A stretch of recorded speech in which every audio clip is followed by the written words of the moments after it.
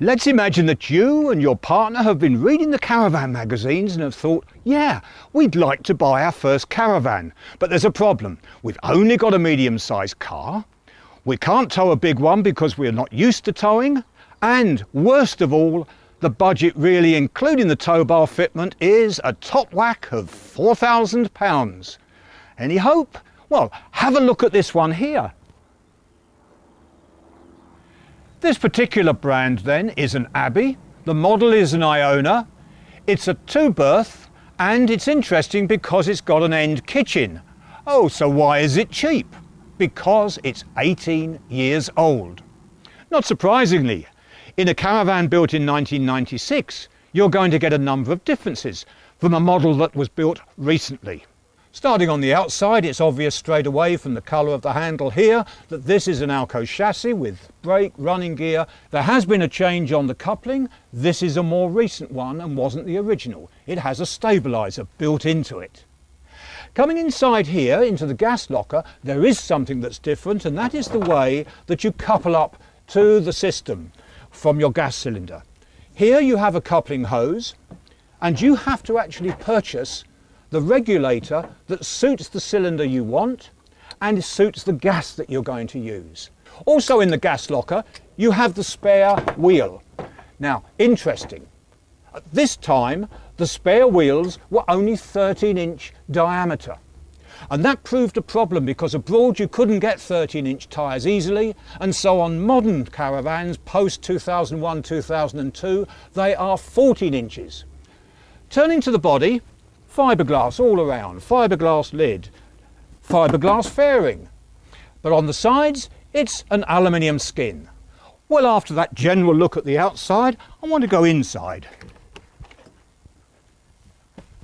Yeah, I've forgotten I said that it was an end kitchen. Now that introduces one or two structural features. You see the weight is there in the kitchen, and when this bounces along on the road, the panel here is only really joined across the top.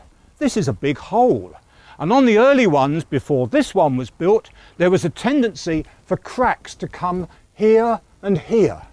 Well, that was resolved, and I went on a training course showing how the polystyrene could be replaced with a big piece of wood across the top, and this one would have been built with that feature, which is good because end kitchens, quite frankly, are fun to use. Into the kitchen. First of all, a nice lid here, so that's smart, and the hob underneath. Now it's only got 3 gas burners. There's a space where there should be a 4th. It's a money-saving feature. Over here, the enamel sink, a good drainer, a domestic tap, and supporting that is a plumbing system that I've checked, which is as good as you'll find in any modern caravan. Underneath we have the stove, and this is so robust, so sturdy, I think you could even cook a Christmas cake in here. And of course, there's a grill. The Electrolux fridge is a well-established 4200 model with a particularly notable catch, and gas is lit by piezo ignition. To complete the tour of this end of the van, we have a door that provides the access to the shower with its rather flimsy plastic curtain, a bench-style toilet, and a wash basin that tips up as well as comes down.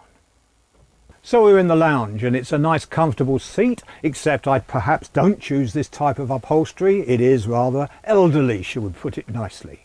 It's also the place for 2 single beds or a double bed. What is important from a technical aspect though is the space heater. Here on the wall, and under where I'm sitting is a water heater, and they're both made by a company called Carver.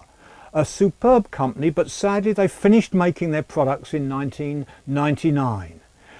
Not a big deal, because there is a company in Nottingham that repairs them, that has spares for them, so don't despair on that count. As regards to the illumination, well, there are strip lights. There's one in the kitchen, there's one above me here. There are also 12-volt lights underneath for reading, and if you think, would we be able to get spares? Yes. This is the type. I know it's silver, but I bought this only recently. So what do you think? Recognising that caravans of this era, 1996, can be found for around £3,500, it's a splendid van to start your life of caravanning. Easy to tow and good facilities. But being honestly truthful about this, not perhaps the best van for use in the winter. The insulation isn't so good as it is on modern caravans now, and these windows are only single glazed. Then again, if it lasts you for 4 or 5 years and you've gone away for lots of summer and autumn weekends, do your calculations. How much are you going to lose compared to all those holidays spent on package deals? I think you'd be quids in.